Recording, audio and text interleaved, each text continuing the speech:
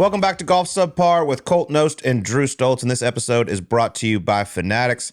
Sleaze, we had one hell of a Players Championship this past week. Rory McIlroy picking up his 28th PGA Tour win in a playoff over former guest JJ Spaun of Golf Subpar. Yeah, back-to-back fun weeks to watch of golf where they actually got challenged. You know, coming off Bay Hill, which is a monster. Then this week with the win that they had, I mean, Saturday was absolutely brutal.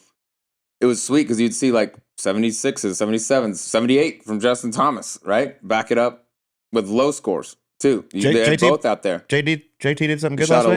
Shot a low one, which we'll talk about. A lot of tweets he made that day. But, dude, it was I thought the setup was awesome. We got lucky with the weather, getting some challenge in there. And the ending, I mean, dude, you get the 3-hole aggregate at the end, which I love, especially on those 3 holes. And, yeah, huge putt on regulation, I would say, for Rory McIlroy for a number of reasons on that 72nd. That thing's an inch longer, and every inch matters, as we talk about. The narrative could be completely different than it is right now, but his hype train heading into Augusta will be full steam ahead. Yeah, look, man, he's playing some serious golf right now. This is his second win of the year, both obviously and against the best fields you can pretty much have, Pebble Beach and now here at the Players. But that golf course, it's the star every year. I just absolutely love it. You can see obviously a lot of low scores, but you can also get absolutely your ass whipped around there too if you're not on. But Rory McIlroy, yeah, he's now the second betting favorite at the Masters behind Scotty Scheffler, down to like 6.5 to 1. You know how I feel about him this year heading into the majors. I picked him to win 2 of them. Good year. Masters was not one of them, but I think with what he has done with his wedge game, he obviously changed golf balls, which he says has helped him a lot with that, but his wedge game I don't think has ever been better. He's totally changed the flight of it, his control and his spin so much. I told you during our series show, like I don't ever remember seeing him hit so many like chippy flighted wedges. Like off-speed wedges, which yeah. I love, and I think that was something he was missing in his game. We all know how he drives it.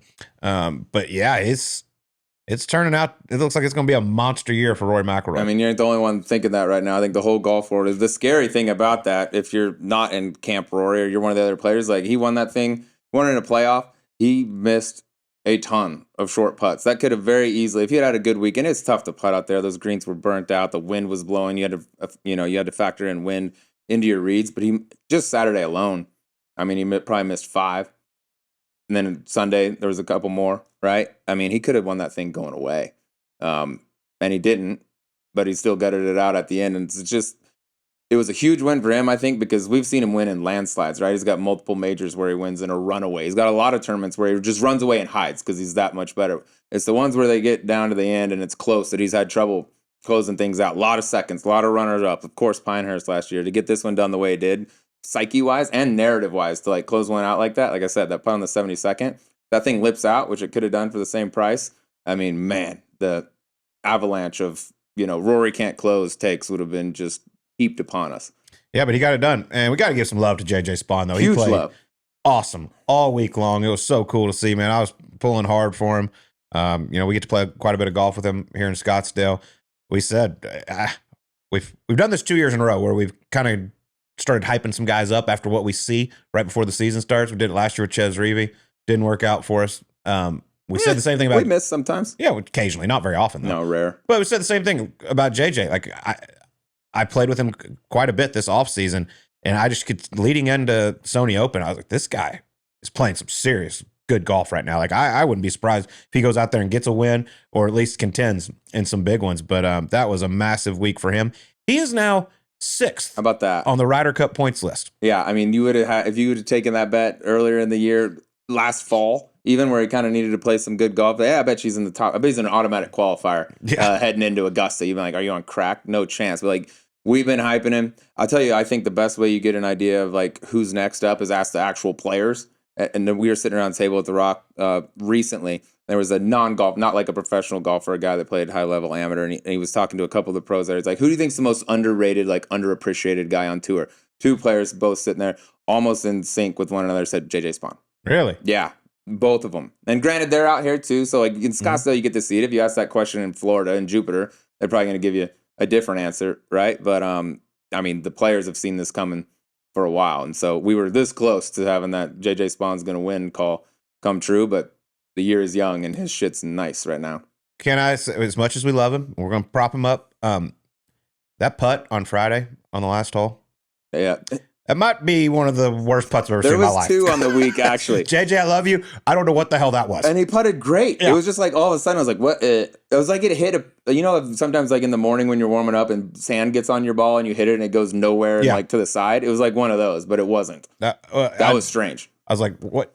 This is a guy leading the golf tournament. What the hell just happened? It looked like a fellow we like to call Buddy up at the Rock. Strongini. That looked like one of his putts. I mean, he left it short from 4 feet. And low. And it looked like one of those where he hit sand, but he putted it great all week. That's why it was so strange to see. How about the huge putt he made on Saturday, coming down the stretch with Rory McIlroy. Also, we got to give some props to another guest we haven't had on in a good while, but Bud Colley. Yeah, what a return from him. The baby model. That's right. That's right. Little baby model. I mean, dude, 2018, the devastating car accident. His ribs are all mangled. I think he's got metal plates in him, collapsed lung.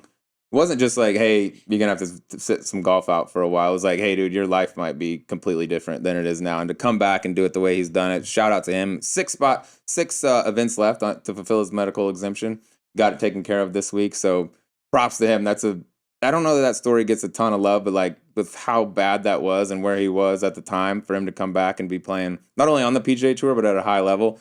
Shout out to Big Bud. Yeah. He's a dog. One of my favorite golf swings. Oh, I mean, it's so simple, so easy. I mean, talk about a guy that I don't think gets near enough love. I mean, you like Justin Thomas. They're very close. Justin Thomas will tell you all the time, like, Bud Colley's one of the best ball strikers he's ever seen.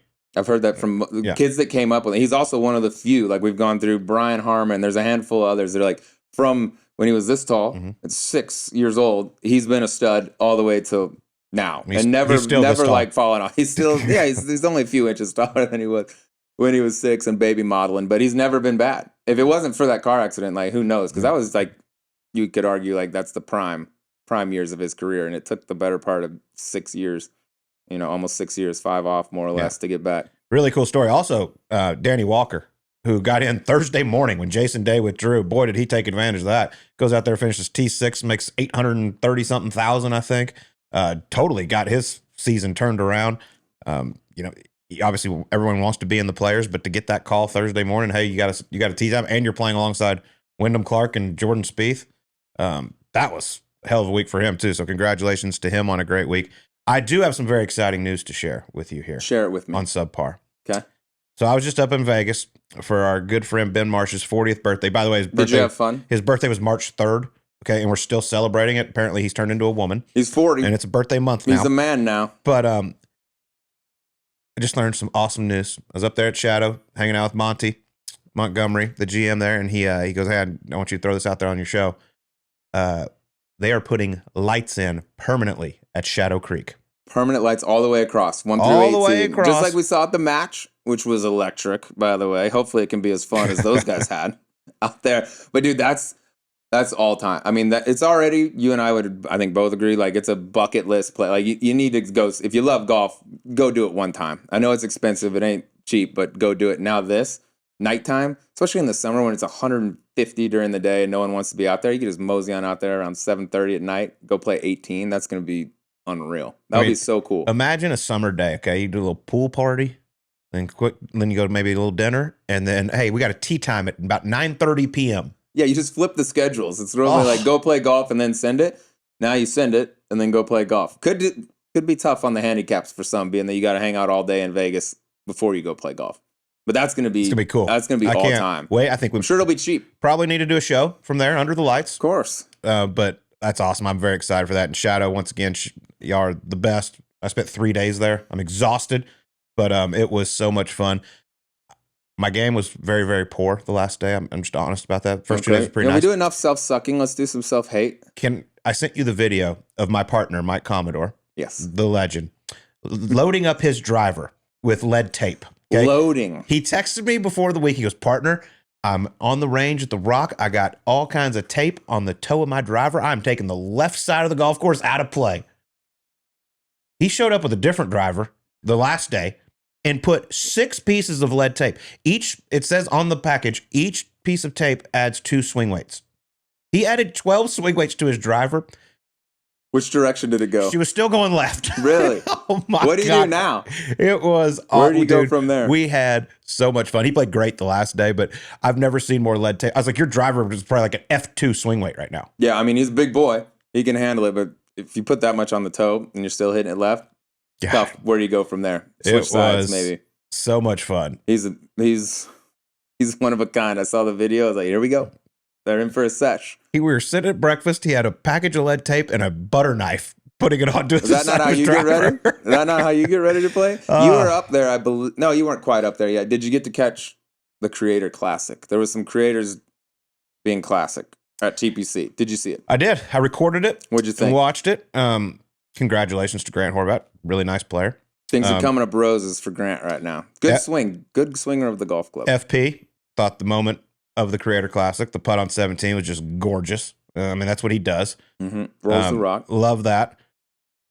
Trent from Barstool. Course record 61 in 8 holes. All 8 of them.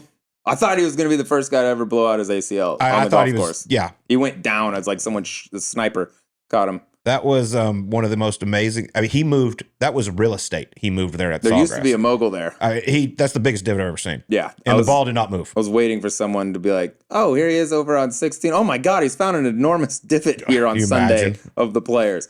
Props to him, dude, he finally got one on the green on 17. Made an 11. I mean, props to him. He knows. Like, they held their qualifier for Barstool. He knew he was going to shoot a million, and he did, but he went around and did it. He made an 11 on 17, which was one off the highest all-time score of Bob Tway. Was he hitting 5 iron? 7 iron. Hard green to hold. I thought he went up. He had 8 out because on 16 they knew how far it was. That was smart. He teed off with an 8 iron to get ready for 17. Yeah, but I thought they audibled out of it into something longer. Either way, big brain shit. Mm-hmm. Go ahead and hit that 8 off the tee on 16. Speaking of shit. Yeah. You want to do it? Or you want me to? I'm not going to hate. I'm not a hater. Bad days happen. I'll tell you this, though. I missed one of the 3. I had the 3 finals picked out. I missed one, and that was Wesley Bryan, who did clip Trent. He did beat Trent. So props. But I mean, he was a massive favorite going in. He doesn't have the best record around TPC Sawgrass, and it showed. I was shocked. I mean, we were talking how he was like plus 250 to win. We're like, he should be minus 250. Yeah. He's a PGA Tour winner. But hey, some days it just doesn't go your way. Yep. Some days he's a great player. You don't win on the PGA Tour, play on the PGA Tour. Not had a rough day. It's a lot easier to sit on your couch like, this guy sucks, this guy sucks. When you're out there, cameras in your face, people around, everyone watching. It's a little different. But he's the only one that's really used to that type of environment. But just shows you, golf's an evil bitch. Golf's hard. There ain't no one's exempt from it. We do say all the time, like, how we would love to see just the average guy go play a PGA Tour setup. Well, Trent, I love you. We saw it. 61 on 8 holes. Probably would have tweeted 18. I mean, that golf course we talk all the time how volatile it is, but I mean, when you're just a 15 handicap, you're going to get rather exposed. And they played it all the way back. All the way back. And like, I mean, the forced carries, the island green. I mean, there's certain people. I mean, he could have sat there all day potentially on 17 and not kept one on the green, but he stacked up and did it. But yeah, I mean, that just gives you an idea. It'd be so fun, though. They need that series of, like, bring the club champion out from all these courses. Give me scratch guys or plus handicap guys and let them go around the thing. Even on Monday morning where it'll be softer and easier and no people around, just to give an idea of what they would shoot. Because that place is like Bay Hill. I mean, dude, they shoot 9,000. I mean, yeah, it'd be a joke. It'd be fun to watch, though. Did you see? We're going to get another little glimpse of this. We're not going to get to watch it, but J.J. Watt recently announced that Monday after the Masters, he has got a tee time. He hasn't said he hadn't hit a golf ball in like a year, which probably hadn't hit a ball since I think I saw the last time he hit it was at the Phoenix Open Wednesday Pro-Am. So he is playing Monday, which is media day. David Burson, president of CBS Sports, invited him to tee it up, and he put out there on social media, he's like, how much can I improve in 1 month? Because I'm full panic right now getting ready to tee it up. You're talking Monday after the Masters, Sunday hole locations. Like, it's gonna JJ might be going for a number bigger than his jersey. He take it for everything I got. The last time I saw him hit a golf shot like live was the shot at Glory at Phoenix Open the year before last, and like that's when cameramen get all around close. We almost had a near death. Dude almost lost his nuts from The Bachelor a few years ago. And these cameramen were up there, and JJ was like, dude, scoot, like, get to this, like, someone could die here. So he's playing Augusta National, though. That's cool. That'll be interesting. He should do an over-under on what'll fire out there if he adds them all We'll up. get some action in there. Yeah, it'd be good. But back to the Creator Classic. I'm very much hoping that you will be teeing it up at Philly Cricket Club in May. I have experience around the cricket. Yes, you do. I think we really got to push for this. You're a creator, and I do create. I would like to see you in action, possibly maybe carry the bag for you. On the loop? Yeah.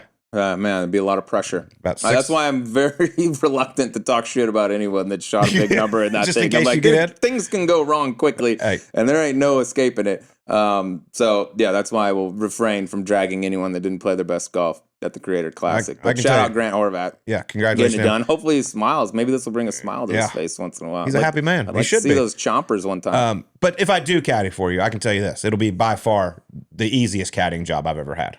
Zero doubt. I mean, 0.0 Taylor doubt. Montgomery to the sleazy man Drew Stoltz. I would welcome it. I don't even need yardages most of the time. Just feel it.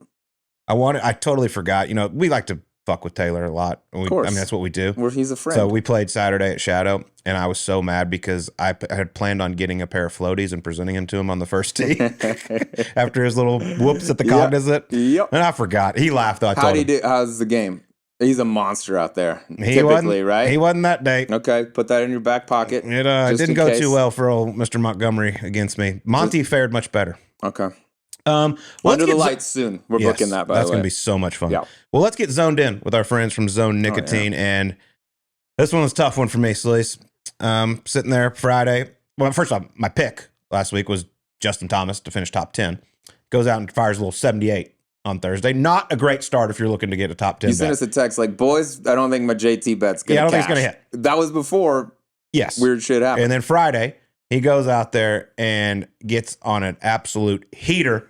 Ends up shooting 62 to tie the course record, but he made 11 birdies. Talk about it. Which, early in the week, my wonderful manager, Brittany, sent me a picture. There's a little trivia question on one of the boards out there that obviously upset some. They acted like I made this board. But You're the stat guy. Who are the only two to make 10 birdies around TPC Sawgrass during the Players?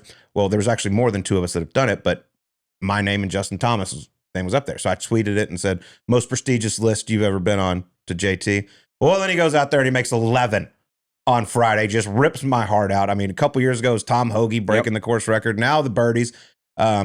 This sucks, Sleaze. I got nothing. You're being gradually erased from the annals of history. Yeah. There's really hardly any evidence left they even played the game.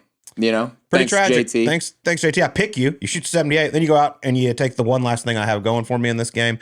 Makes 11 birdies. He was zoned in. Nice bogey on the last, though, loser. Why would you hit it in the water when you're 11 under? Have you ever hit it in the water when you've been 11 under? No. Exactly. Me neither. Yeah. But, use your brain. What a round. Now he's alone on that list for most birdies ever. That's going to be a tough one to clip. I don't care how good these guys get up, whatever they do. Making 12 out there, that's a chore. God. That's a chore. What a round of golf that was, though. And then I was like, shit, he might sneak you back toward top 10 this thing. He started off the next day, Saturday morning, damn near hold his first shot. And I was like, well, here we go. It's still on. But yeah, that was a good time to have it, though. If you're going to shoot a weird one to make a cut, probably do it at the $25 million one. Yeah, I always look forward to the Players every year because I did some cool stuff there. Now I got nothing. Now I'm just like, it's just a regular tournament. Painful memory of what once was. This place sucks. I hate it. Yeah, that's how I feel every week. Well, we're going rather long here today, but why don't we talk about enterprise mobility? Oh, I'd love to tell you about enterprise mobility. The road to opportunity is often the road overlooked. That's why enterprise mobility offers new roads to help drive your business forward. With mobility solutions like fleet management, flexible truck rental, and an unmatched global network, they can help your business find the right solutions. Their mobility experts can find a smarter way to scale your business so you're not just growing bigger, you're getting bigger. The more ways we all have to move forward, the further we'll all go. Find your road at enterprisemobility.com. Grow bigger. I like it. That's important. I like it. It's important. All right, let's try to grow our wallets a little bit here and make some bets for the Valspar Championship this week. The Snake Pit down there at Innisbrook. Brutal golf course. Extremely difficult. You won last week. Nice. Shout out nice Patrick pick, Cantlay. I see a kid. I lost. JT, I hate you. But we're going to bounce back this week. Okay. I go every other week. I hit one. So that's not bad. That's gambling. Yeah. Yeah. Pretty good record. So what do you got? I'm going to go top 20 play. By the way, I really like Tommy Fleetwood this week. I know he's the betting favorite. I do think this is the week he gets that first PGA Call Tour your shot. win. I do think wins it. But For my bet, I'm going to top 20 play at plus 280. James Tyree Poston. Plus 280. Plus 280. Nice. For a top 20. Okay. His last appearance was 2 years ago here. He finished tied for 10th. Do that again, please. Yeah, dude, top 20 on a golf course that suits him perfectly. Straight driver, incredible putter. Don't hate. And 280. That's a nice juicy. I'm going to stay in my top 20 zone. Got 2 in a row. 3 in a row is a streak, as you well know. That's correct. I'm a little concerned because I love this bet a lot. And normally when I love things this much, they don't love me back. But I'm going back to the board where it all started. Cory Connors, step right up, my man. Top 20, plus 180. Just finished 6th at the Players. 3 top 10s in 7 events this season. And as you know, just a flush piece. Yeah, he likes his golf course too. I was actually surprised that it was plus 180 on that. And that's what gives me pause about it because I might hit that hard.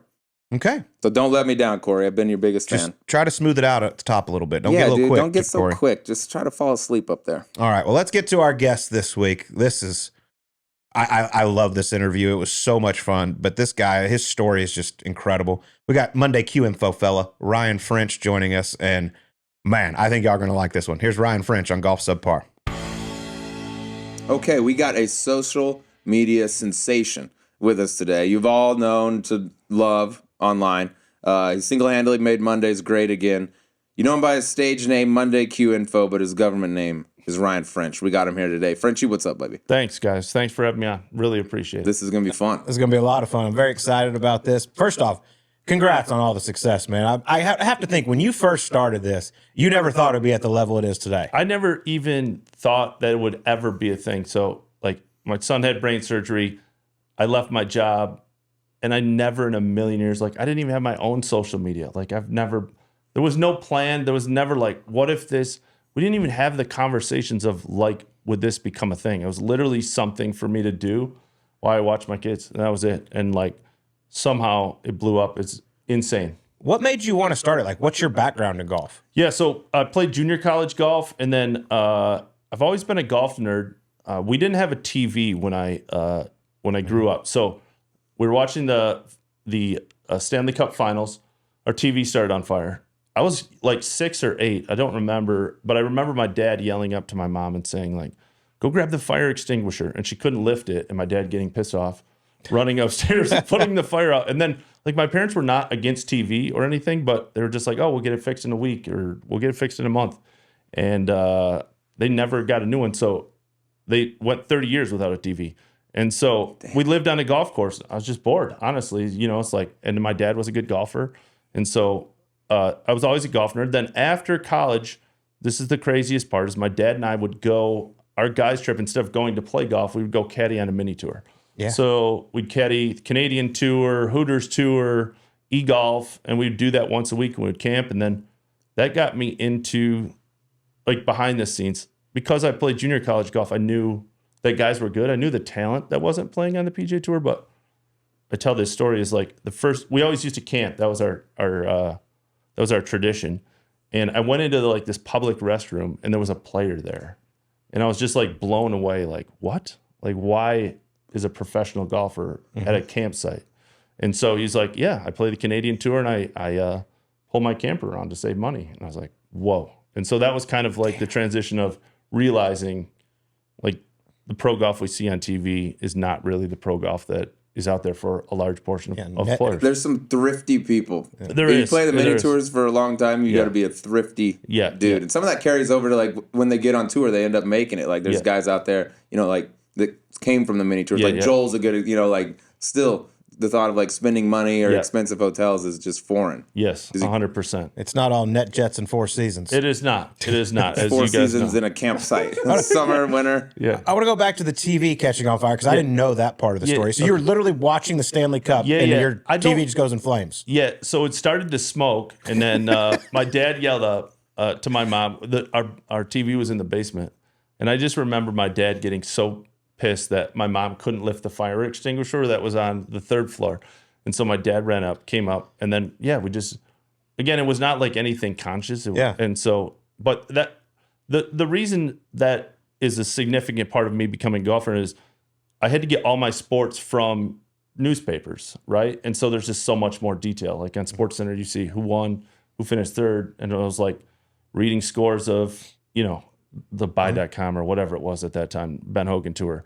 And so reading Golf Digest, reading the back pages of like the Tar Heel Tour and all those stuff. I've always been fascinated with the fringe of any pro sport. Like, hockey players. My sister-in-law knows a guy who's like had 9 games in the NHL and was like playing professionally in Turkey. Like, that's fascinating to me. So, that's what has somehow led to this podcast, which is insane. Bull Durham in baseball. Yeah, I mean, 100%. all those cool stories. That's where the best stories are. Even the guys we have at our tour that are like name brands. Yes. They're like, people gravitate towards more like the mini tour story, like when they had nothing. You mentioned caddying out on the mini tour some, the Jicky Jacks, as we call it here.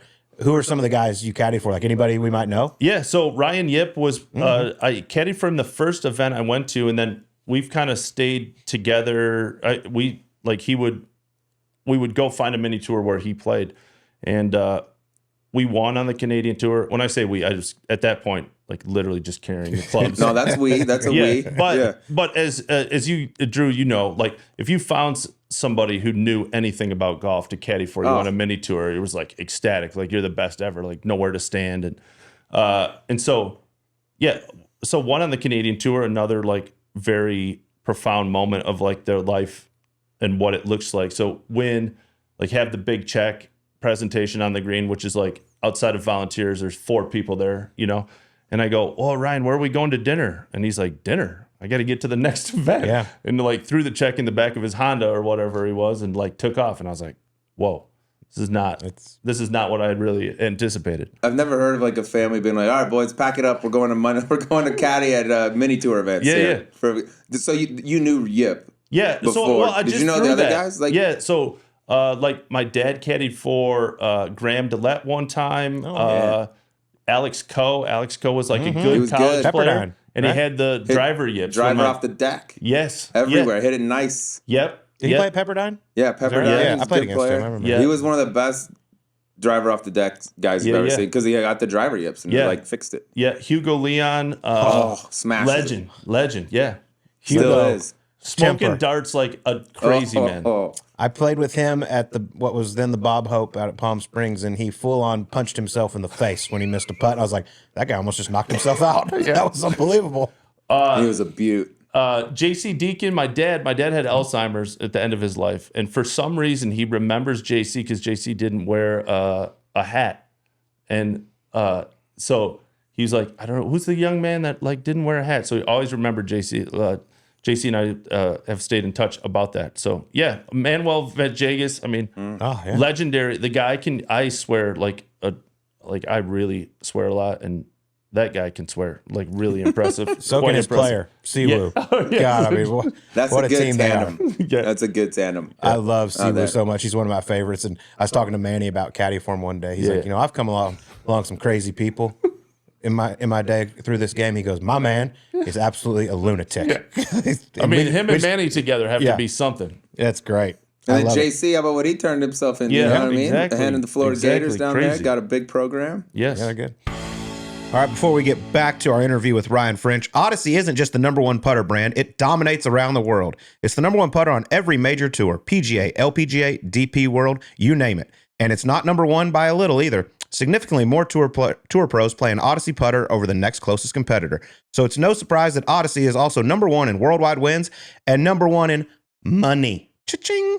They know performance matters, and they know Odyssey delivers it. See what it can do for you at odysseygolf.com. Back to Ryan French. You mentioned your family. You obviously got an incredible support system around you. I got to ask about Aunt Helen. Oh, my God. Holy cow. Say about Aunt Helen. Yeah, so Aunt Helen was my lesbian aunt who was an alcoholic for a large portion of her life. Legendary stories. She married my wife and I. She got ordained online for $35. Biggest cheerleader, knew nothing about golf, would show up to events. Has showed up to events under the influence of alcohol. She's one of my favorite people. She was awesome. Well, really one of my ultimate favorite people. I just told the story about. She was never arrested somehow. This has nothing to do with golf, but it's a pretty funny story. This is good. This is better than golf. She ran into a farmer's field, okay? And like on foot? No, in her car. In her car, okay. She was drunk. And the farmer called the police. She got arrested. She's on her way to like jail. She doesn't remember. And the cops either got sick of it or whatever. And they sick of her or they had another call. And they just let her out on the side of the road. And she never found her car. Like Still to It's this, like in the cornfield. yeah, it's in the cornfield. She didn't know where it was. She was so drunk. So anyway, she Aunt Helen, you want to come on the What happened pod? to your car, dude? I don't know. It's gone. I lost it. yeah, she was amazing, and she would like one of my biggest cheerleaders. She died a few years ago, but like every day would call and ask about what's happening with the account, and she's just That's awesome, man. One of my favorite people in the world. That's cool. That's pretty cool. Like, all right, so you got your aunt there, but I got to think, what was the reaction, or I got to ask, what was the reaction from your family when you said, like, all right, hey, I got this Twitter account. It's kind of going well. I'm going to, like, pursue this for real. Yeah. You got to have some loyal fam. I mean, my wife is like, there's moments that are so surreal. So my wife is a nurse. She's going, when it really started to take off was middle of COVID. And so she was going to work at 4 a.m. to 2 p.m. every day. So she was getting up at 3 a.m. And she was like, you can't quit. You know, I was like, this is insane. I was making no money. And we have 2 kids. And like, you can't quit. We got to keep this going. Like, you've come this far. And like, she would come home and I would be like, oh, you know, the website for the Monday scoring sucked. And she's like, yeah, I was dealing with COVID from every day. I was like, okay. But The blue golf is down. yeah, exactly. Fucking my whole world Blue up. golf, they don't even have 9-hole scoring. Yeah, she is the main reason I'm still here.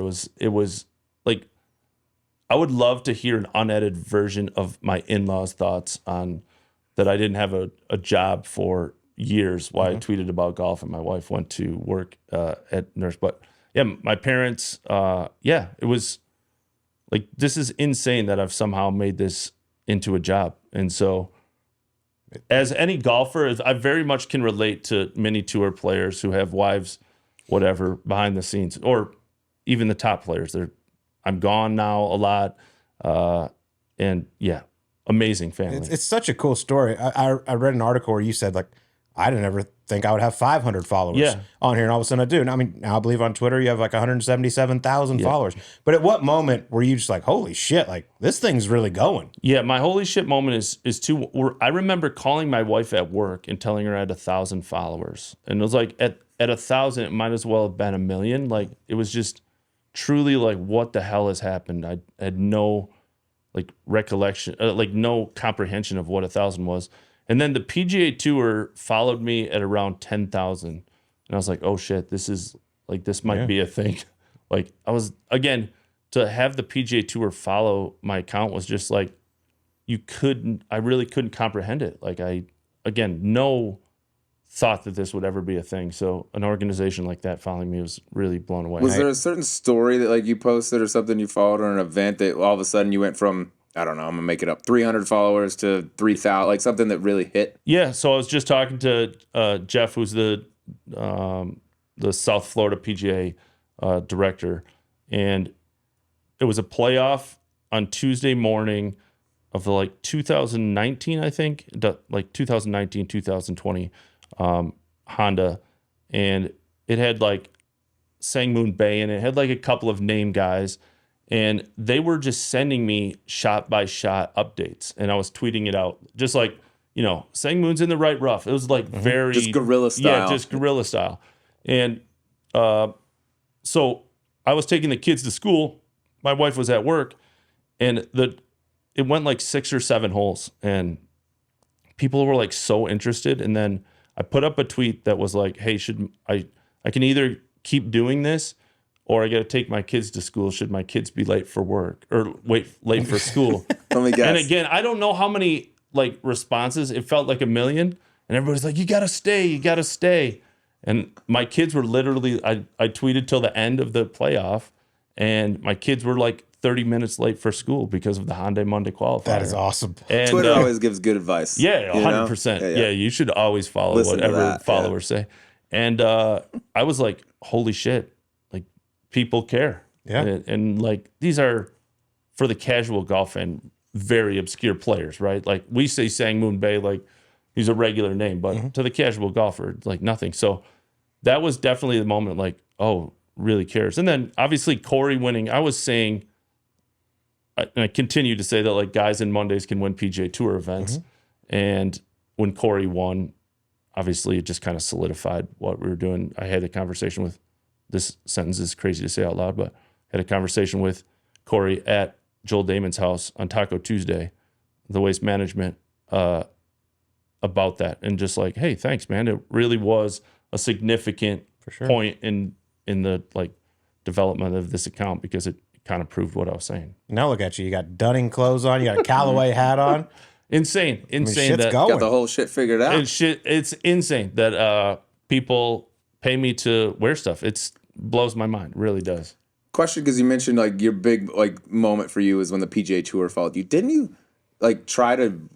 Was there ever interest in like you doing what you do, but for the PGA Tour, and it didn't happen? And then now it's kind of like they've jacked your idea more or less, and they're starting to do it. Yeah, the full story is yes, I worked for the PGA Tour writing the Monday Q article, and Sean Martin got me that job. I was really going to be done, and so great, very appreciative of it. I was going to a few Mondays or getting information from sections or like people who followed me or whatever, and they never said anything about media rights or anything like that. And then the biggest mistake I've ever made, the most idiotic thing I've done is so they reached out and was like, hey, what are you doing at these Mondays? And I literally still have the email. I sent them like this big thing about what I do. I like literally like, hey, here's the keys to the castle. And then they invited me out to the Waste Management Monday. And I was like, hey, the cameraman should go there, and here's the scenarios that should happen, and blah, blah, blah. And then the next week, they told me I couldn't shoot videos or pictures at Mondays anymore. So it's like, yeah, it was pretty rough. That was pretty sucks. rough. Getting How the would whole you blueprint. Yeah, that's weak. That sucks, and it's very weak. How would you describe your relationship with the PGA Tour now? Yeah, I don't know why it's adversarial, but it is. And I'm sure I've played a role in it. I've taken shots at them that maybe I should have kept behind the scenes or whatever. The PGA Tour is not blameless, but I mean, I'm not blameless in this relationship, but I say this to people at the PGA Tour. I had this conversation with someone from the tour yesterday. It's like 100% I've taken shots at the PGA Tour. I'm frustrated that Mondays are gone, but 90% of my tweets promote players that they don't promote, and I'm doing it for free. And I'm happy to do it. I don't want to get paid or anything like that. I just think that at times the PGA Tour forgets that like I'm on their side. I love the PGA Tour. I grew up watching the PGA Tour. I want it to be successful. I love the players on it, and I love the Korn Ferry Tour. It's my favorite tour in the world, and I'm happy to tell the stories of that. I think it gets lost because 10% of my tweets are critical. I try my best to be as down the middle, unbiased as I can. And so it's frustrating to me that it's adversarial. I wish it wasn't. Yeah, it's so weird just to think about everything. Like, not all Monday qualifiers are going away. Yeah. Like, we always have to clarify that. For sure. There's just certain ones that are, and it's some of the big ones for the most part. And I think what makes golf so great is you have stories like what you write about, that they go from being caddies at a local golf course to playing against the best in the world.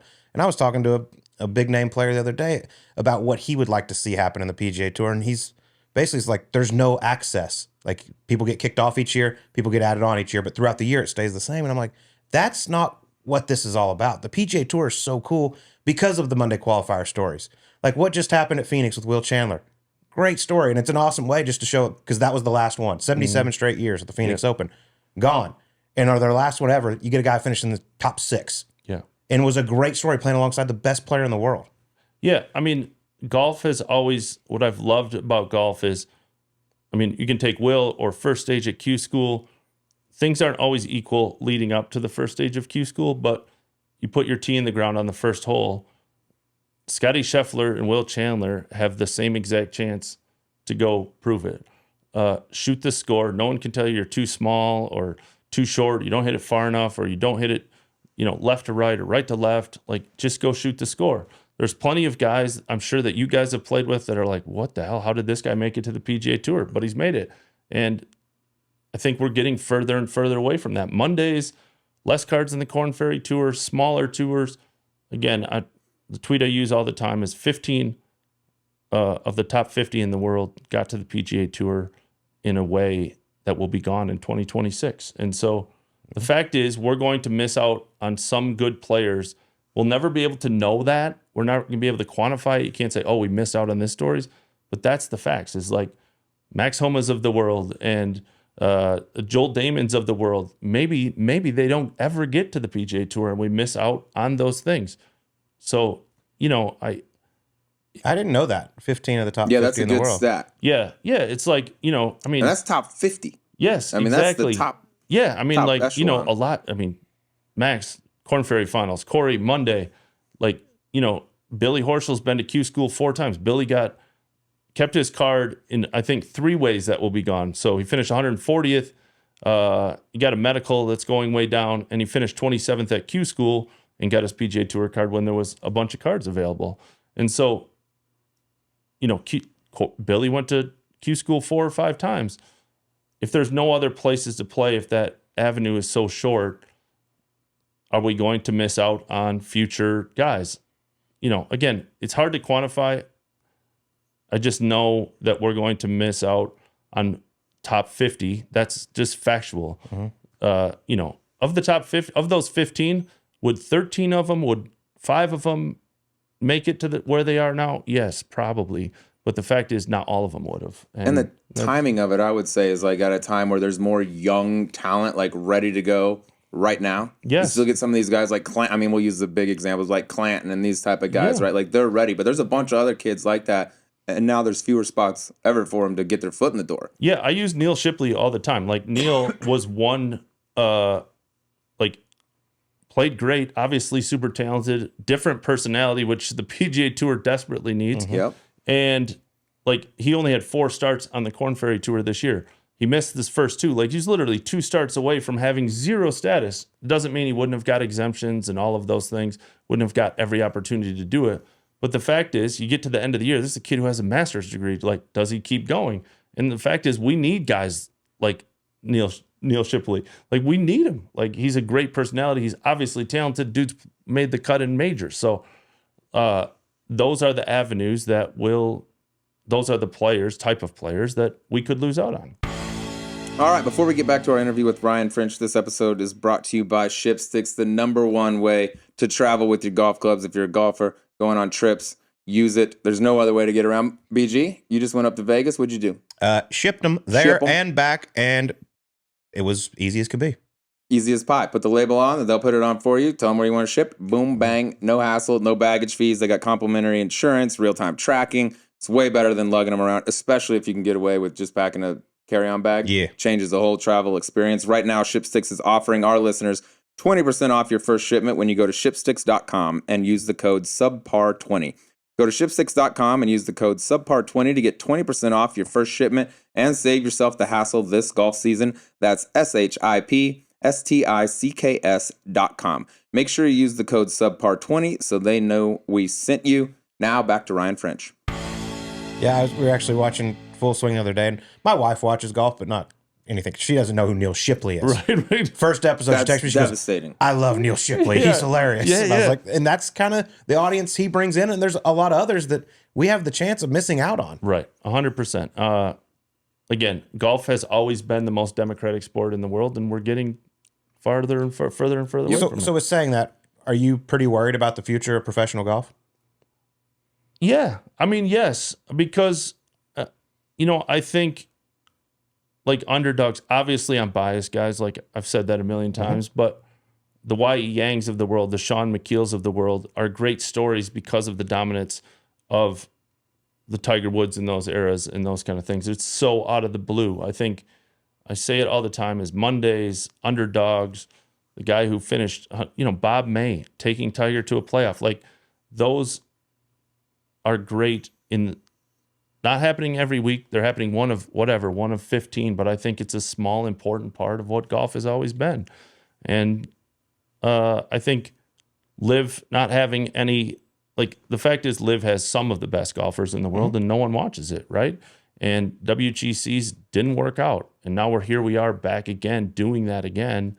And yeah, it's concerning. And the narrative around it is just from the fight and the agreement and the breakup is like pro golf is looked at as like, oh, it's like a lot of rich guys fighting over more money, right? And I think that the other side of pro golf is important to tell to as much as you can balance that out. I mean, imagine telling Patrick Reed's story of being a major champion, a Ryder Cup hero, a star in the game of golf without saying, like, how did he get there? Yeah, 100%. And it's through Monday. I think a lot of people forget, like, how he actually got out on the PGA Tour. Yes. He was a beast. Yeah, 100%. Like, the good dude would make the cut, drive with his wife, and go shoot 64 and go play the next event. And, like, again, I mean, we use Max or Patrick. Like, Max was 4 holes away from going back to the second stage of Q School. As you guys know, anything can happen at Q School. Anything.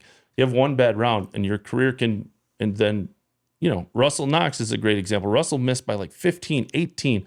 Like he was just not a good Q School player. And then Monday'd in, top 50 player in the world. So it's like, how many of those stories are we going to miss out on? It's unfortunate. I would say too, like one thing that like you probably the only one that appreciates, but I'd pay attention to it is like what else has gone is like mini tour, like actual tours. Like when I was coming out and playing, 100%. Didn't have a Korn Ferry card or anything, you could play a full season and you could make a bunch of money and enough to finance yourself for the next year or two. Yeah. Like I don't know if that even exists anymore. So guys are gonna have to just shut it down early. Yeah, it doesn't exist. The days of Hooters and e-golf where you could make, you know, I mean those purses were $250,000. I tell this all the time.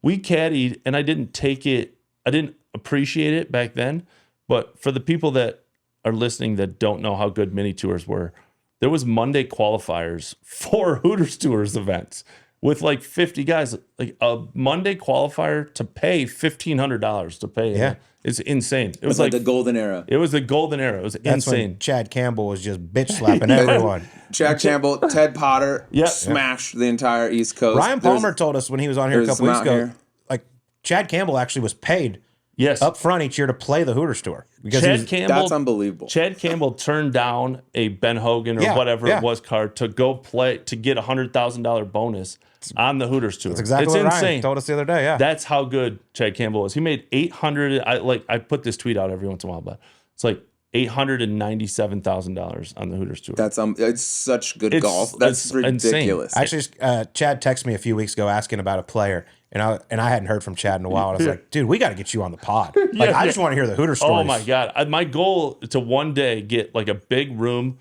of former Hooters guys and just imagine the stories. Like, oh, my God. You know, ones they forgot, and then one will go like, oh, you remember that? Remember that? Oh, it'd be unbelievable. No, I don't. I wish you wouldn't have brought it up. Exactly. His stories would be all time. Oh, my God. But RP, Ryan Palmer, there's another one. Like, he had to make his way. 100%. Now, how long has he been on tour now? What, 20? He's in his 20th year? 100%. Or something like that? Yeah. I mean, looking at old Hooters Tours leaderboard is insane. Yeah, you got to grind it out and but you could do it and you could make enough money. You could make it out here on the Gateway Tour. 100%. There's a bunch of tours. Now it's like, you go to Canada or Latin America, and if you don't get that card, like broke. You cannot play golf. You're broke and make money. 100%. So, like when you were growing up, obviously I know you're a big fan of the Underdogs now, but like who were some of the guys you rooted for when you were watching professional golf or following? I guess since you weren't watching on TV. Yeah, one of the craziest moments is I live in a tiny little town in northern Michigan. Greg Kraft, who's won one time on tour, and is like kind of the people that I root for now, came and played 9 holes with, there was a kid on my high school team who was really good, and myself, and we played a few holes, and it was like, oh shit, like I have no idea how good these guys are. And I was young at the time, I was in high school, and I was like, oh, your life must be great. And he's like, yeah, it's not that great, dude. Yeah.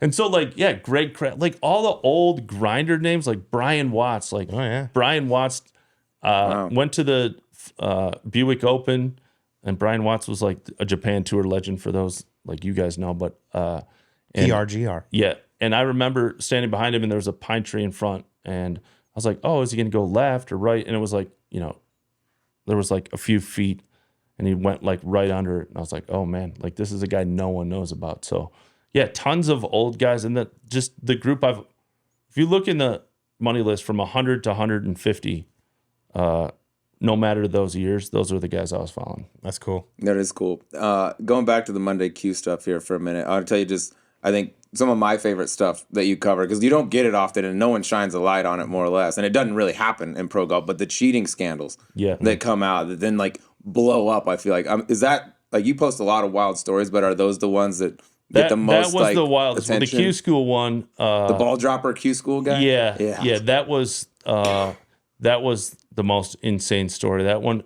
when it was on Fox News, I was like, oh shit, this is this is so wild. This is insane. That's crazy. Yeah, it was insane. And then there was one on the Canadian tour. A guy literally erased a score on the 18th hole, made 7, and had the guy sign it in scoring, and then said, hey, like, I need to check something real quick. And like the other guy had missed the cut or whatever. And he's, as you guys know, like, no one would think that he was going to erase it. So the guy leaves and he erased a card and put a 5 to make the cut. Wow. And, what ended up happening with that? Because, like, the guy that attested the score, yeah, can so be like, they were in nah. dining. I got a message from the player in dining. He's like, I just looked at the score and he's in. Like, I played with him. You know who made the cut, who didn't make the cut. And all of a sudden he's made the cut. And he almost affected the cut line. So there was a chance that people would have been, had it not been discovered that night, it would have, like, there would have been guys at the airport the next day who had made the cut. Like, wild story. So, and he admitted it on Twitter. He did? Yeah, he did. Yeah. I mean, like, I send messages to these guys. I have one working about the Australian tour, and I just want to, like, I thought I had this guy to the point of, like, I just want to know what leads to that moment, right? Mm-hmm. Is this like family pressure, your financial pressure? Like, what is that moment? I think people would be more empathetic understanding that, what led to it. Obviously, there's guys who just cheat. You guys know that. But it's like, what led to you dropping a ball in the rough is wild. Yeah, go to that ball dropper guy. Sure. Like, people that follow your 3 of account them, right? religiously. Yeah. Yeah, there's a bunch, I think. Yeah. Like, they know the story, but most people don't. Can you tell it, and, like, what ended up happening to this kid? I had just gotten off a plane from San Diego, actually, and phone rings, and I got a text from a guy in the Nebraska PGA section, and the text said, "You're not going to believe this story."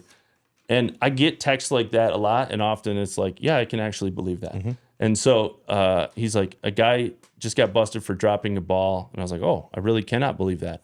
And so the wildest story ever. So he had claimed, there was one article in Golf Digest that claimed he had 30 hole-in-ones, and 18 of them were on par 4s. Come to Blind find out, par 4s. Yes.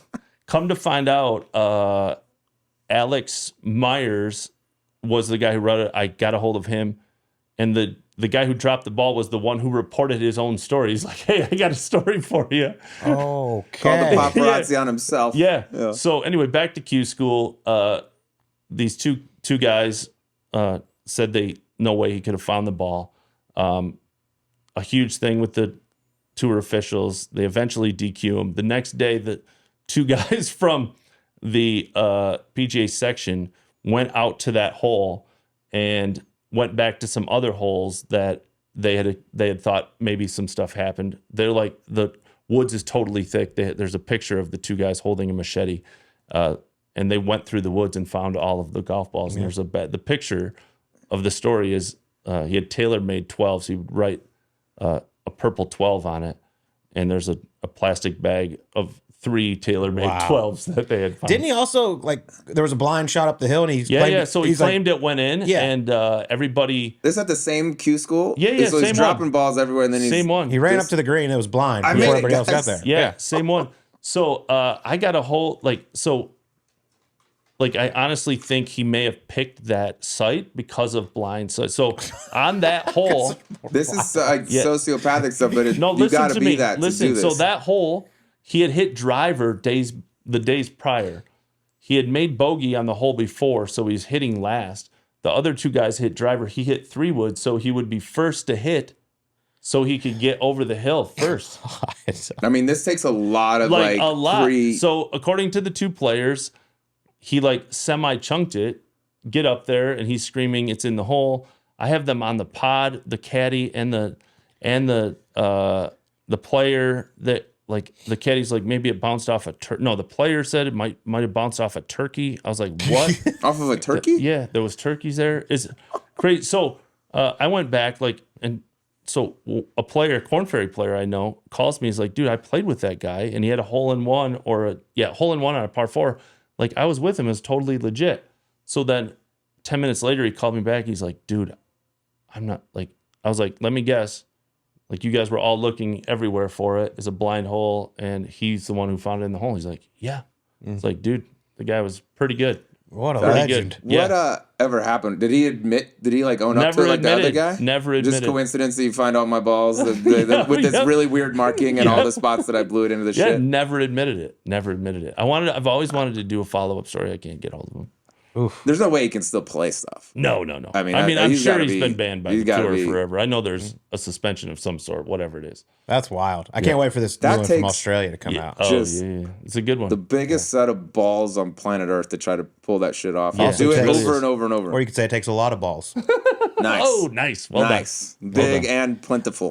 Before we get to the E9, I got to ask because it's a tournament that I love. Sure. That I know you call the 5th major. Yeah. The CUDA. The CUDA. The CUDA. The Barracuda Championship in Reno, Tahoe. Yeah. Special. Well, first of all, why do you call it the 5th major? Why Yeah. is it So, special? Mark Baldwin, business partner, good friend, Monday qualified for that event and made the cut. It was just really cool. Mark thought that would be the end of his career. As you guys both know, that pros often say, like, this is it. But it was a really cool moment. So, Mark, I've caddied for him a lot. He's played all over the world. Played in the Corn Ferry Tour for a few years, China. And he's like, hey, this might be it. And we'd made the cut. We're coming up 18. And he's just like, hey, man, thanks for this. It was his first made cut ever. He was 38 at the time on the PGA Tour. And he's just like, man, this is a really cool moment. And like, no matter what, I can say it was worth it. I was good enough to make a cut out here. And so the next year we asked for an exemption and got one. And Mark, again, made the cut. And so it's just been a really special place to us. I say it all the time in those weeks. That lines up with the British Open. I argue that most winners at the Barracuda and the British Open, the persons whose life and career will change more is often at the Barracuda than it is at the British Open. Not that, like, if some random pro that hasn't won a major wins it, but if Rory wins a major, obviously significant, but someone who's grinded forever wins the Barracuda, it's 2 years of stability. It's, all of the things that come with winning on the PGA Tour. I'd argue that opposite field events often more life-changing or career-changing wins happen. Some of the guys that have won there. I mean, Vaughn Taylor made a Ryder Cup team. Yep. JJ Henry, who had an incredible record there. Akshay is about to be. Yeah. Akshay's, Nick Dunlap. Nick Dunlap just won. Ogleby won back Shout in out the to the day. snake, Greg Chalmers. Yeah. Who won. Oh, The yeah. Greggy. Greg's The up there. Greggy. I finished Parker. third to him the year he won. You did? Gary Woodland finished second. I finished third. God. Right behind him. Yep. Like Greggy's army out there Oh, watching it's him. beautiful. He's- So many ladies he's in the so crowd. good. He's so good. Love Chalmers. Hey, like I agree with you though on that. Like, look at Brian Campbell just a Yes. couple weeks ago in Mexico. Like Yeah. that was Way a more life changing yes. bounce, and not just like you said. If Jordan Spieth wins it, it's like, okay, here's some more money. Yeah, Good job. And that the argument for opposite field against signature events, like next week in Puerto Rico, almost 100% chance that the winner in Puerto Rico is more life changing than the winner at Bay Hill. Like it's just the way it is. Like if Scotty wins Bay Hill, I'm like, okay, great. Like he's the best player in the world. Like he's insignificant in his career. Not that win is not every win's not significant, but the guy who wins Puerto Rico is going to be like more career changing than Yeah, because most likely it's going to be a guy that's not exempt. exactly A guy that struggled to keep his card every single 100%. year, or someone on a sponsor exemption or Monday I mean, look what Michael Bradley did down there. Won 100%. twice when his career was pretty much over both times. I mean, and it revitalizes a lot of careers. Like Billy Horschel's was struggling for a long time, and won an opposite field event, and it's kind of back to playing well lately. Akshay Joel. at Puerto Rico's the reason. I mean, he finished second to get a certain amount of points, and that got him going. Yeah, 100%. I will be locked in on an opposite field event. Yeah, the winner of Puerto Rico will cry. The winner of Bay Hill will smile when they get the trophy. 100%. You know what I mean? 100%. That's probably explains it. Yeah. All right, let's get to the United Yeah, let's here. go here. I think I actually have a couple. I just want to extra. hear more cheating stories, actually. Actually, no, Awesome. I eliminated a few. Actually, I got one bonus one for you at the end. All right, we asked this to everyone. You can be anyone else for a day, other than yourself. Anyone in the history of time, who would it be? Shit. Who could I, like, golf related or No, any- dude. It can be anyone. Oh my God. What are some of the good ones we've had? We've had Jesus. We get a lot of Michael Jordan. Who was the one Michael recently? Jordan? The Wright brothers. The Wright brothers. Wow. That Dude, was the Wright impressive. brothers, this is great. I don't think that episode's come out yet, so we just spoiled that one. Go. Somebody wants to be the Wright brothers. I will say that. I mean, Tiger Woods is a pretty good. Like, can you imagine just feeling what he felt, like on the golf course? Yeah. I'm just so much better than everyone here. Yeah, Y'all have just no like- chance. I mean, any like of the greatest athletes would be unbelievable. Like to feel what it felt like to be the best.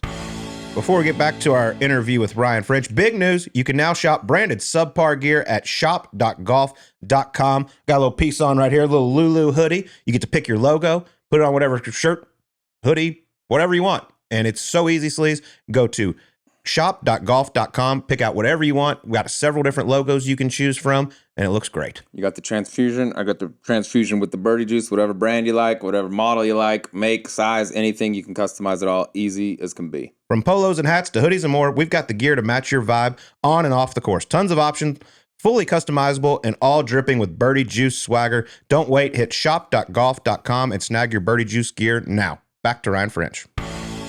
I want to ask the side one just because your story is unbelievable. Maybe one day they write a movie about it. Oh boy. Who would play Ryan French? Oh, Yeah, I like this question the no, most. I don't want any part of this. is Like, my who's favorite like an recurring question. overweight, middle-aged, like There's a bunch of them. Yeah, middle-aged, tons. overweight, like middle-aged, overweight, like who's the guy from The Hangover? The guy Bradley Cooper. No, not him. The other guy. Zach Galifianakis? No, yeah, Zach is fine. Oh, yeah. he's incredible. Yeah, like dad bod, kind of goofy, like no, too insane. Like no one was like, "Hey Ryan, you should tweet right about the Alps tour and it'll become a living." Like no one thought that was going to be a thing. See, that's where you're different than these big-time professional golfers who think they're, well, as Gary Woodland thought he was Denzel should play him. Yeah. We've had many Brad Pitts. Yeah. So, Yeah. No, Ryan Zach Gosling's. is, Yeah, Zach. they're all fucking, their self-image is super skewed. Okay, first one for me. I need the all-time, all Monday qualifying team starting five. Yeah. That I say this, Steve Elker would be probably one. Like Steve, Whoa, okay. I mean, what he's done on the Champion Tour literally turned one into like. I mean, this is a guy who missed 21 cuts in a row on the Korn Ferry Tour, like an all-time grinder, but has turned it into an amazing Champions career. So him, Patrick Reed, Cory, JT Poston, and maybe Kenny Knox. Kenny Knox won the Honda without ever shooting in the 70s. Yeah, he shot an 81 in there when he Monday qualified and won. It was like blowing like crazy. Nice. Yeah, I mean, there's many. There's many That's a to good choose squad. What's the JT Poston? I don't really know his whole. from. JT Monday qualified and then like got enough points. I mean, Cam Young. There's just so many. Like Yeah. that's Russell Knox. Oh, Monday qualified on Korn Ferry, got Yeah. points. They go Yeah. on to have like good career. Who was Yes. the kid? He didn't. I don't know if he's still going. Like Monday to shitload of time. Was it TJ Vogel. Vogel? Oh yeah, yeah. Like TJ. I I can't think he believe I didn't left him parlay out. it into a Yeah. big career yet. At TJ. least. I mean, it's a record that will never be broken. In my opinion, he Monday qualified 8 times in one season. That's insane. That's like And- Tiger's cut streak. It is. Put It's it right like- next to yeah. that. And like That's Which hard one as- paid better? That is hard as shit, by the way. Yeah, that's insane. Like it was like 464s, 365s, and a 66 or something. Like it was insane. I saw one of your things in an article a couple years ago where you're like, you could shoot 200 under par Yeah, the entire season on the Korn Ferry Monday qualifier and not play one event. yeah. It's like I do a stat every year. It's like if you shot these in order, you'd never get into a Korn Ferry Yeah, those event. are wild. Yeah, I like it's those. like so 3.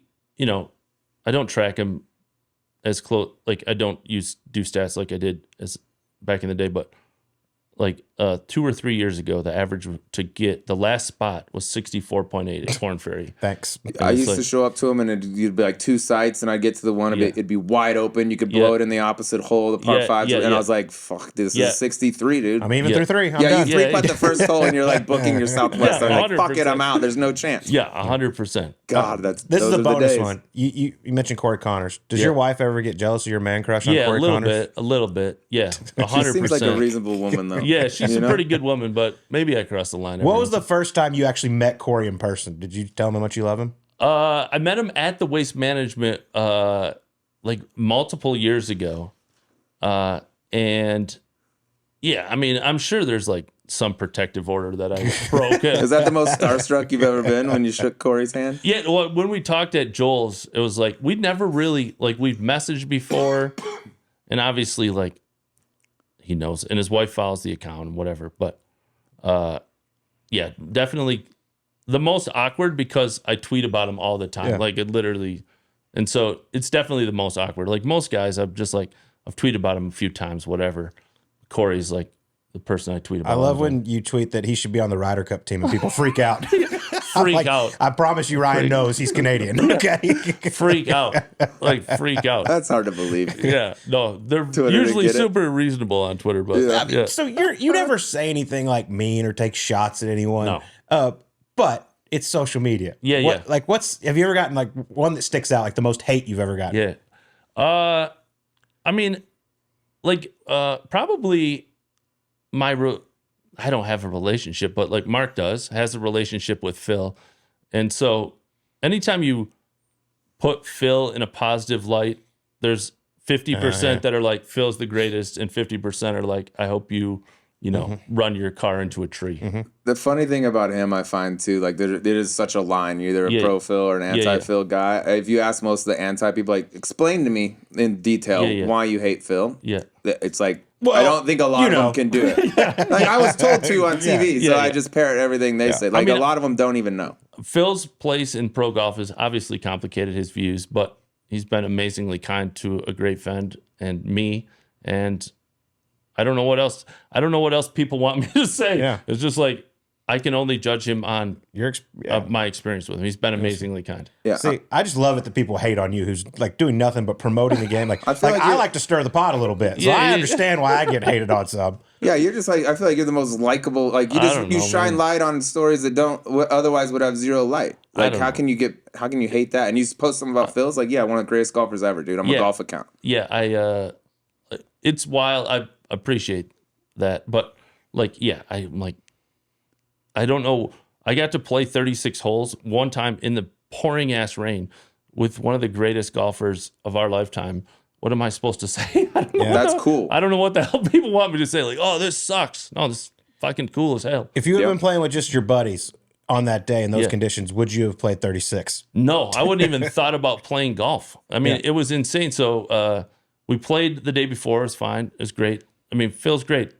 I always, when people ask me this, is like about 4 or 5 holes in, you're playing with Phil Mickelson, but he gives you shit like you're playing with your boys. So you kind of forget as much as you can that you're playing with Phil. And then the next day was supposed to be a monsoon. And we're like, well, we're not going to play. And so we go, Phil, what's the plan for tomorrow? He's like, what do you mean? We call it a mud day. And so we went to his house in the morning, and I was hitting Phil Mickelson logoed balls in Phil Mickelson's backyard. I didn't have a rain suit, so Phil gave me a Phil Mickelson rain suit, and Phil Mickelson was giving me lessons. Is a mind fuck. That's a moment. That's a mind fuck. So how I met Phil the day before, he shows up. Like, Mark had played with him a bunch. Phil shows up, comes up, and I have the chipping yips. I still have them, but really bad back then. And he shows up, drives up, hands me a coffee in a Phil Mickelson logoed coffee cup, and he goes, "All right, we're playing together. You can't fuck this up. Show me some of your chips." And I'm literally, I mean, I was a scratch golfer at one time in my life. I literally cannot keep a ball, and we're like 10 feet away from the green, and I'm chunking and sculling chips across the green. I hit 10 and I didn't keep one on the green, and in front of Phil Mickelson, the greatest golfer. And that's how I met him. It's like, oh shit. And he's like, oh, this is more fucked up than I thought. I was like, yes. Yeah. By the way, if you didn't have the chipping yips, that's a good way to get them. Is chip in front of your idol, you know, on a rainy, shitty day. Yeah. Well, one of my E9s was, how close were you to actually going to see an African shaman? Oh my! Before Phil helped you with your chipping yips. Oh my! I mean, like, so I mean, I was in dark places. Like, quit the game, dark places. It was really bad. Yeah. Like, I'm an okay ball striker, and to shoot 85 every time is rough. What was I mean, this is fascinating stuff that you got to work with him, and I heard he did really help you. He did. 100%. What was the one thing that helped you the most for a guy that struggles with the yips? Yeah, I mean, he just gave me, like, when I had the yips, it was like every chip was different. Like, I would be like, oh, I'm going to put my weight here, hands here. And so really it was just like, get me to the right place and know that I can work on that and it's correct. Like, even if I yip it, like, I'm doing the right things. And so it's like, he's very much hands forward, weight forward, and then push, like, it's all speed down to your pocket. Like, so I do a one-handed practice swing of just like pulling it down. And so it's really helped. And like, but Phil's helped a bunch of players quietly.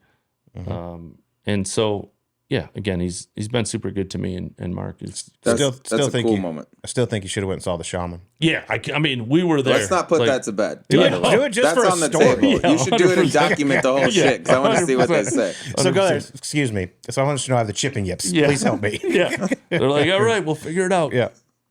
All right, you can't say Phil since you just told that story, but I was curious, craziest person or most famous person you've gotten to meet or become friends with as a result of Monday Q Info. Yeah.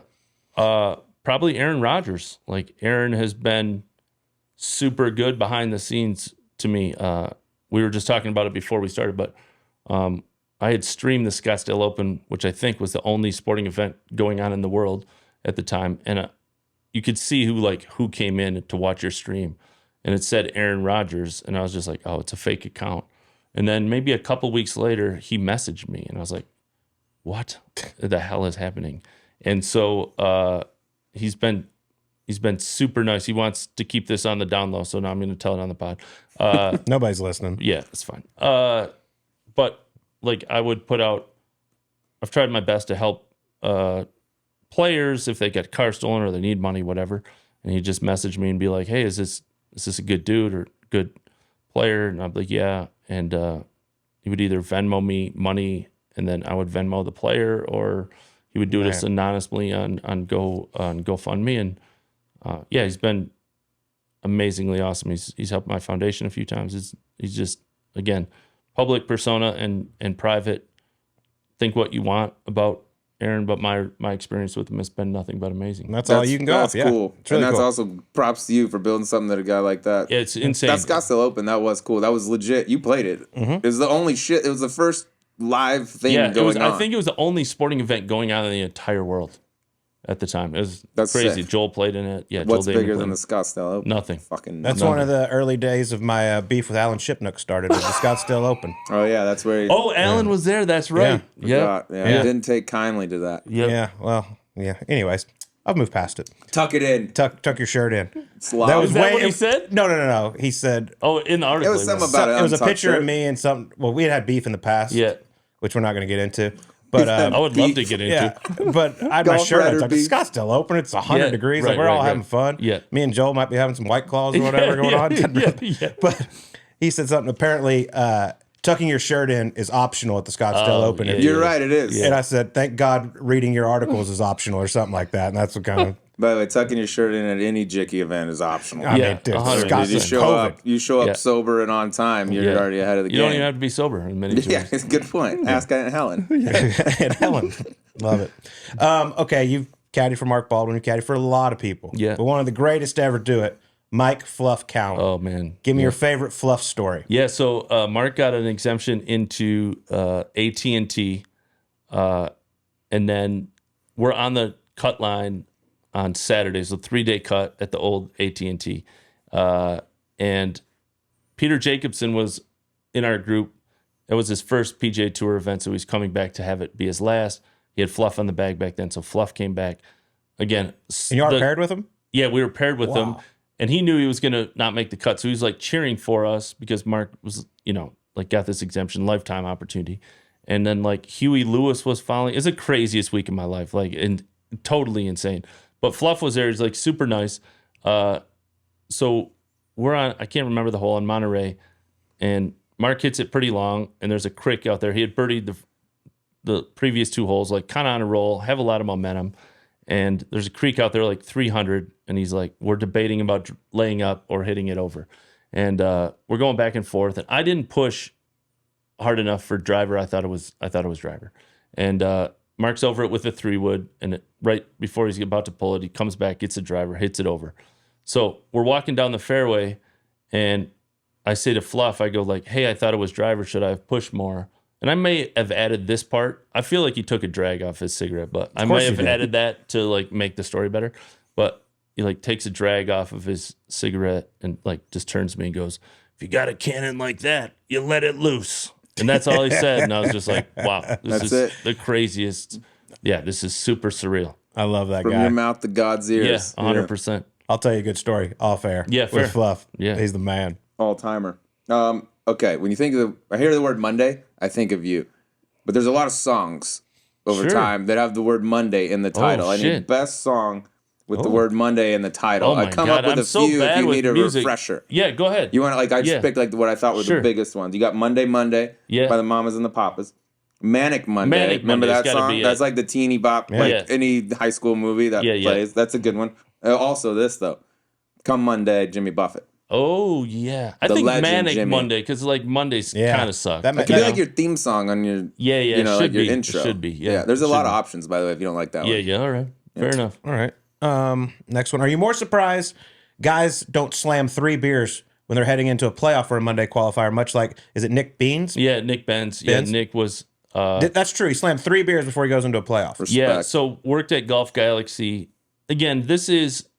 We'll tell the funny story, but the fact is, it's like, this is why I love Mondays, right? Like, this is a kid who might make it, probably won't make it, right? The odds are stacked against everyone out there. But worked at Golf Galaxy like 30 hours a week, practiced when he could, played mini tour events when he could, drives up to the Rocket Mortgage, gets through the pre-Q, drives back to Indiana, works a couple shifts, drives back up on Monday, and shoots 65. And I'm talking to him, and I go, hey, man, can I just interview you? And he's like, has a beer in front of him. And I'm just like, what's with the beer? And he's like, man, I'm so nervous. He's like, I'm just going to have like 3 beers to like calm my nerves. And so it looked like 65 was going to get in clean at the time. And as Mondays often do, like 3 of the last 4 groups had a 65 in it. And so it became a 5 for 4. And then I was like, oh, this kid has no chance. Like 0. He's had 3 beers, like totally out of his element, never been in a position like this, like never, there's no chance. He's going to make double on the first hole, 100%.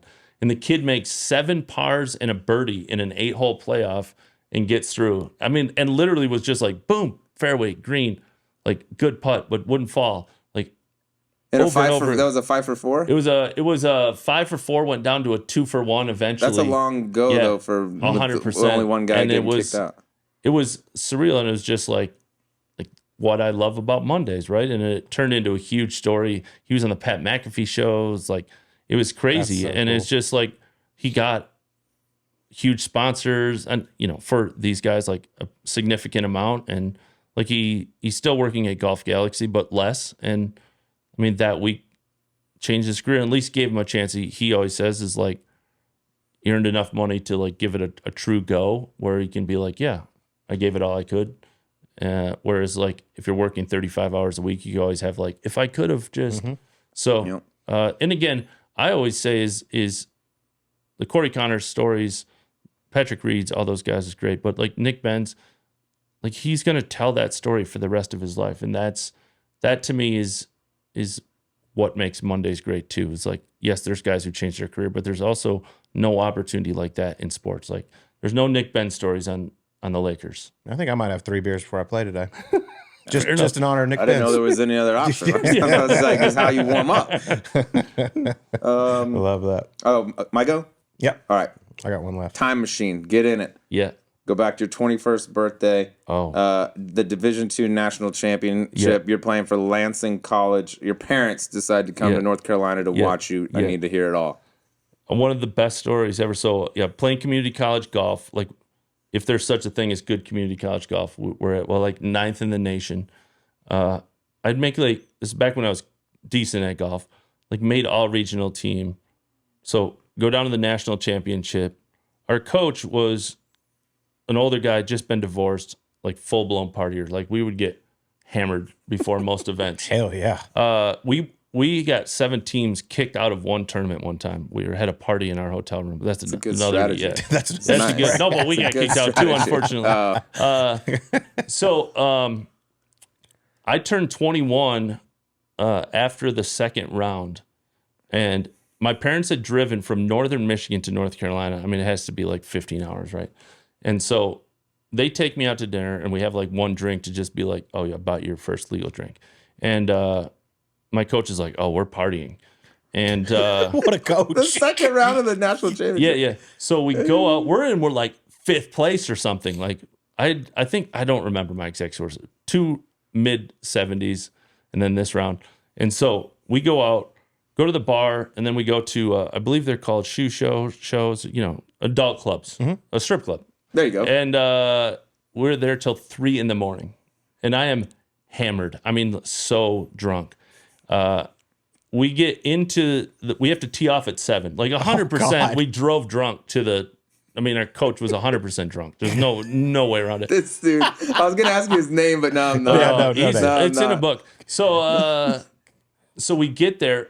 It's North Carolina in June, right? It's like 100 degrees.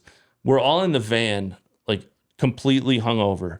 So I go to the first tee, not hitting a ball. Like I am in really bad shape. So I was like, man, I'm not even sure I can play, And I striped the first one, and I was like, oh my God, we'll be okay. We're going to be fine. We're going to get through this. And I hit the next wedge. I sculled it so bad that I had to, I flew it into a pond that no one was sure was like what to do, like 60 yards over the green. I was like, oh, I'm not going to be okay. I shot 99. I haven't shot 99 since I was 8 years old. I puked in the weeds. The school we were playing with, from Tyler, Texas, won the national championship, and a few of their parents called our school about us, about how inappropriate we were. I played the 18th hole with no shoe. I played the last 4 or 5 holes with no shoes on. I was vomiting. I mean, I shot 99. My scores are like 74, 76, 99, 78 or something like that. Hey, way to tough it out though and break 100. Yeah, what was the last putt? It was a 6-footer. I'll never huge 6-footer. I didn't know it. I didn't know what it was for. I didn't care, But looking back, like one of the most clutch putt, monster huge 6-footer. putt. Yeah. So, I was. Luckily, my parents were very cool about it because I cannot imagine driving 15 hours one way and watching your son. Awesome. I was vomiting in the weeds. I was dragging on the last hole. I couldn't even pick up my bag to put it on. I was just dragging it down the fairway. I had no shoes on. What a representation. You were of the a 6-footer away from probably being in legendary status like Kenny Knox. Like you didn't have anything in the 80s or the 90s, but we had nothing. 70s and 100. Nothing. Oh man, well, that was a lot of fun. We shot we finished 9th in the nation in our division, and we had a score. It was 300, 400, 400, 300. It was like, holy shit. Yeah, it was bad news. Coach of the year, in my opinion. What a guy. We used to drive the van all the time. Like he would get drunk. We were underage, and he would be like, you got to drive the van. Another great story. I could do a pot on just him, but you should. We go to Indiana, and they didn't have an alcohol tax. And so he bought a whole case of alcohol, at this liquor store. He was going to take it back home. And he had been drinking, and he came out of the liquor store. We're all in the van, and he trips over one of the parking things, and the whole case broke. Oh, no. Yeah. It was a good idea at the time. It was a really good idea. Saving a bunch of money. Yeah, excuse me, there's something wrong with these. I need to replace these. Yeah, it's good times. That's good. All right, last one. Spent a lot of time. I was born in Ohio. Spent a lot of time up, obviously, in the Midwest. Bob Evans is a staple. Yes. Up around there. A lot of people around here probably don't know what Bob Evans is, but Most famous person you ever ran into in a Bob Evans. Yes. Oh man, I know. So it's the Buick Open. I used to work for a restaurant group in the Detroit, Flint area, and we go to breakfast. And Kent Jones. People listening, there's a large portion of people who don't know who Kent Jones is, but legendary grinder, tiny little dude, blonde mullet, like just legend in many ways. And so Kent Jones is there, and I go up and say, like, hey, Kent. And then I don't know how the conversation, but I was like, does anyone ever come up to you? And this is way before they come. This is years ago. And he's like, man, you need a hobby. Like if you know who I am, you know who I am, you don't got shit going on. Like this is like early internet or pre-internet. It's not like everyone's face and stuff was out there. And he's like, dude, you need some help. And I was like, yeah, fair enough, dude. I'm sick. Yeah. I got a sickness. Yeah, I have a sickness that has led to this. He was out there, Kent obviously, Jones. when I was getting going. And then that's when Mike Jones, the rapper, was famous. Mike Jones. So we know Kent Jones. It's awesome. First off, this has been awesome. Yep. So much fun. We might have to have you back and just tell Lansing stories. Oh, man, Fuck good. me. Good times. But for the people out there listening, because I know they like to help out foundation stuff, what's your foundation and how can they help? Yeah, Drive for the Future. Another crazy story is I was helping high school teams in need, so like high school golf teams that don't have good equipment. And a follower of mine who played on the e-golf tour for a long time called me up and it's like, love what you're doing. I'm going to give you $100,000 to start a foundation. And so we've given away $500,000 worth of equipment to high school golf teams in need. Our goal is that economic barriers are not the reason people don't want to play golf. So if they want to play golf, we want to be able to give it to them. So, super. What's the website? Yeah, driveforthefuture.org. It's amazing. We're going to have an event in Old Barnwell coming up. And it's just me and a family friend who run it and do the best we can to get equipment to kids in need. So if you're a high school team in need, fill out an application and we could always use support. You're a good man, Frenchie. Yeah, you're a good man. That was a lot of fun. I really appreciate you coming on with us. Thanks, guys. Thanks for having me on. You got it. All right, that interview was brought to you by Zone Nicotine. Warning, this product contains nicotine. Nicotine is an addictive chemical. Underage sale is prohibited. Introducing Zone Nicotine pouches, the perfect balance of unparalleled comfort, longer-lasting flavor, and nicotine that satisfies. Whether you're zoning in for an important putt or zoning out after a tough day at work, Zone gets you there faster and keeps you there longer. Available in 7 flavors and in 6 and 9 milligram strengths. Find Zone at zonepouches.com and retailers near you. Own your zone with Zone Nicotine pouches. I love it. And I love that interview with Ryan French. He is awesome, dude. His 21st birthday golf story, rather College impressive. Coach. Sounds like a G. Hey, it's college coach. But if you're listening, you're around, you want to come on Subpar, I'd love to have you. You think he's still there? God. You think he survived? You think he'll survive this interview? HR might come a knocking and What say, a legend he is. We heard a few rumors. No, but You know what? The only thing that sucks about that is the way the PGA Tour did him dirty. Like, he started this thing from scratch, just covering obscure stories, Monday qualifiers. It snowballed, people showing interest in it. They get in communication with one another, and he basically gives them like the blueprint of what he's doing, and then they just ghost him and start doing it on their own. Bush League. And just, I mean, you know how I feel about Monday qualifiers. Like, I love them. They make great stories, and he's so good at telling these stories about players most people don't know. And the fact that a lot of these Monday qualifiers are going away sucks. I hate it. But I love his work, man. He's great. Yeah, he helps like get clubs donated to kids that need them and clothes and things like that. There's so much good that comes out. I don't know why the PGA Tour didn't just lean into that. But like, he'd be awesome. We'd love to have him, and there's no downside to it. But shout out to him. Cool story, cool ride for him. Yeah, it's been wild. I mean, to think just randomly started that to now this the is cheating his job. Stories are all time. Yes, I'd totally forgotten about ball dropper guy. Yeah, just 3 of them. What an absolute fucking lunatic. Yeah. Oh, the whole out eagle blind. I got blind 17 hole-in-ones, 14 are on blind par 4s. Yeah. Oh, I found it, guys. Remember that shank I had? It's in the hole. Wow. Takes a brass set. Really appreciate him coming by the studio and sitting down with us. Very special treat for you folks coming up here soon. Y'all been asking when we're having him back. Well, the time has come because he's coming into the studio in a couple of days. But the Hall of Famer, the legend, George Brett will be back with us. There's only 2 type of people in this world. Those who have shit their pants and those who haven't yet. There you go. He'll be back. We got Pampers in the building just in case the moment strikes. It's going to be good. We don't have to do shit. Just tee him up for stories and let him go. Wait. Have a few pops like the old days. I got to tell this story real quick. Okay, so he just called me on the way over here. He's like, "You'll never guess what I'm doing." I always love when George calls. I'm like, "What?" He's like, "I'm at the zoo." He's like, I was like, "Oh, really?" He's like, "Yeah, got my nieces in town. They wanted to go to the zoo. We're at the zoo." He goes, "Do you know right when you walk in, there's stingrays?" He goes, "You can feed them." He goes, "Colt, you have to pay $5 to feed these stingrays." He goes, "I hope they don't have to do that every time they go look at an elephant." That's George Brett. He's special. He's the greatest. So sorry about your $5 for feeding the stingrays. I'll reimburse you. Careful with the stingrays. They got Crocodile Hunter. Yeah. They can get anyone. But I cannot wait for George to come in here, have a couple Coors Lights. Yeah, just how it should be on this show. You know what I mean? Exactly. Kick back, have a couple. All right. Well, that was an interesting episode. We'll talk to you on next week's Subpar.